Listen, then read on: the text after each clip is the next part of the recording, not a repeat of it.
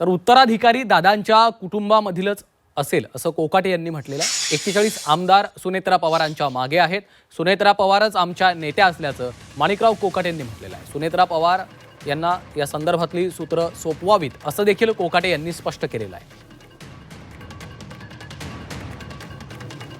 लोकांच्या मनामध्ये शंका राहू नये की उद्याच्या घडीला कोण उत्तराधिकारी पवार फॅमिलीतलाच आणि सुनेत्रा वहिनीच हा निर्णय पक्का आहे, यात बदल नाही, याच्यावर चर्चा होऊ शकत नाही।